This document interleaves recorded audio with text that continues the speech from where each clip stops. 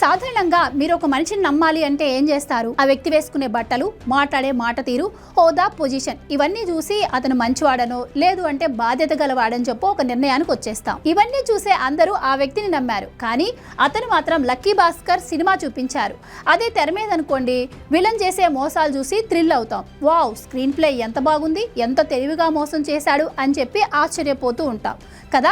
మరి అలాంటి సినిమాటిక్ ప్లానే ఇతను కూడా రియల్ గా చేసి చూపించాడు. సింగపూర్ లోని కెనరా బ్యాంక్ పై ఒక బ్యాంక్ మేనేజర్ ఉన్నాడు. తన వద్దకు రెగ్యులర్ గా వచ్చే కస్టమర్స్ ను బాగా క్లోజ్ చేసుకున్నాడు. ఆ తర్వాత వాళ్ళతో తనకు ఆర్థికంగా ఇబ్బందులు ఉన్నాయని, సో తన పేరు మీద లోన్ రావట్లేదు అని చెప్పి వాళ్ళని బాగా నమ్మించాడు. బ్యాంక్ మేనేజర్ అయ్యుండడంతో వాళ్ళు కూడా అతన్ని నమ్మారు. తనకు సహాయం చేయండి అని కోరుతూ 21 మంది కస్టమర్ల నుంచి ఖాళీ లోన్ అప్లికేషన్స్ మీద సంతకాలు చేయించుకున్నాడు. దీని తర్వాత ఈ గోల్డ్ లోన్ ఏదైతే ఉందో వాళ్ళకి తెలియకుండానే వాళ్ళ పేర్ల మీద అప్లై చేశాడు. కస్టమర్ల సంతకాలతో కూడినటువంటి ఫామ్స్ ఉపయోగించి బ్యాంకులో అసలు గోల్డ్ పెట్టకుండానే మనీ డిస్పర్స్ అయ్యేలాగా టెక్నికల్ మార్పులు చేసి దాదాపు 3 కోట్ల వరకు డబ్బును బ్యాంక్ నుంచి డ్రా చేశాడు. అవి తీసుకొని అతను పరారయ్యాడు.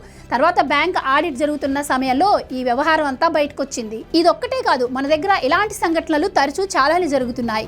మైసూర్లోని కెనరా బ్యాంక్లో కూడా ఆ కస్టమర్లు ఏవైతే గోల్డ్ తాకట్టు పెట్టారో దాంట్లో పూసలు తగ్గాయని చెప్పి, అలాగే వెయిట్ కూడా తగ్గిందని వాళ్ళు బ్యాంక్ ముందు ధర్నా చేశారు.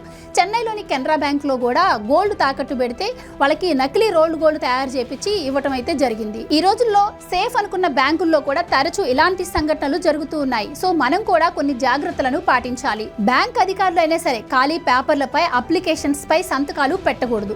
మీకు ఏదైనా లోన్ మంజూరు అయినప్పుడు వెంటనే SMS వస్తుంది, అది గమనించుకుంటూ ఉండాలి. బ్యాంక్ అకౌంట్ స్టేట్మెంట్స్ ను కూడా ఎప్పటికప్పుడు చెక్ చేసుకుంటూ ఉండాలి.